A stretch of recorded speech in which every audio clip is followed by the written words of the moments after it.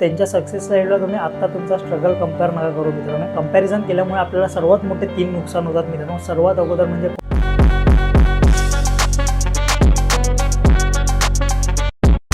तू स्वतःला डाऊट करतोयस कारण की तू स्वतःला कंपेअर करतोयस पण चुकीच्या लोकांशी. मित्रांनो, आजकाल इंस्टाग्राम किंवा सोशल मीडियामुळे किंवा व्हॉट्सअप स्टेटसमुळे आज आपल्याला समजायला लागतं की आजकाल लोक कुठे फिरत आहेत किंवा बऱ्याच गोष्टी आजकाल ट्रान्सपरन्सी झाल्यात आणि तेव्हा कुठेतरी त्यांना बघून आपल्याला असं वाटतं की आज आपण कुठे मागे तर नाही ना चाललो किंवा आज आपण कुठे मागे तर नाही ना राहिलो आहे. तर आज आपण या व्हिडिओमध्ये थोडंसं कंपॅरिझनबद्दलच बोलणार आहोत. कंपॅरिझन प्रॉब्लेम नाही आहे, ब्लाइंड कंपॅरिझन प्रॉब्लेम आहे. आपण त्यांच्या हायलाईट्सची आपले बिहाइंड द सीन्स बघत असतो.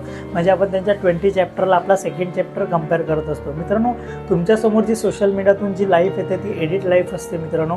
सक्सेस, पैसा, हॅपीनेस ह्या सगळ्या गोष्टी त्यांच्या लाईफमध्ये आत्ता आल्या आहेत, तुमच्या लाईफमध्ये सुद्धा हळूहळू येतील. तर त्यांच्या सक्सेस साईडला तुम्ही आत्ता तुमचा स्ट्रगल कंपेअर नका करू मित्रांनो. बस हेच सांगायचं आहे. कंपॅरिझन म्हणजे आता आम्ही कधी राईडला वगैरे गेलो तर काही रायडर्स असे असतात ना जे कंपेअर करतात, अरे त्याच्याकडे स्पोर्ट बाईक आहे, त्याच्याकडे ही बाईक आहे, ठीक आहे. तर आपण एखाद्याचा स्टेटस वगैरे बघतो, अरे त्याच्याकडे ती गाडी आहे.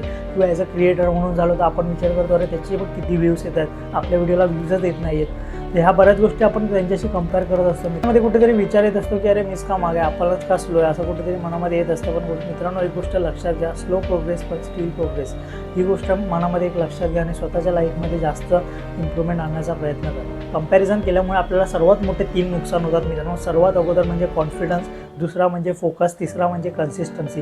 हे 3 मोठे नुकसान आपल्याला होतात आणि कुठेतरी आपण मागे राहतो ना. आपण ही गोष्ट विसरून जातो की ह्या 3 गोष्टीमुळे आपण पुढे जाऊ शकलो असतो. कंपॅरिझन मारत नाही पण ॲक्शन मारतो. तुम्ही स्वतःच्या लाईफमध्ये कोणती गोष्ट करत असाल ना, तर सर्वात अगोदर पहिलं म्हणजे स्वतःच्या टाईमलाईनची रिस्पेक्ट करा.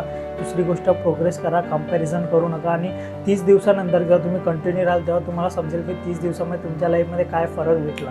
गोष्ट लक्षात घ्या, तुमची रेस तुमच्यासोबतच आहे, दुसऱ्यांसोबत कंपेअर करू नका. स्वतःला बिल्ड करा, प्रोग्रेस करा, नवीन स्किल शिका. मित्रांनो, आजच्या व्हिडिओमध्ये आपण जे काही गोष्टीबद्दल बोललो, जर तुम्हाला पटलं असेल ना तर कॉमेंट्समध्ये नक्की कळवा. आणि आजचा व्हिडिओ आपण इथेच संपवतो आहे. भेटू आपण पुढच्या व्हिडिओमध्ये. Bye bye.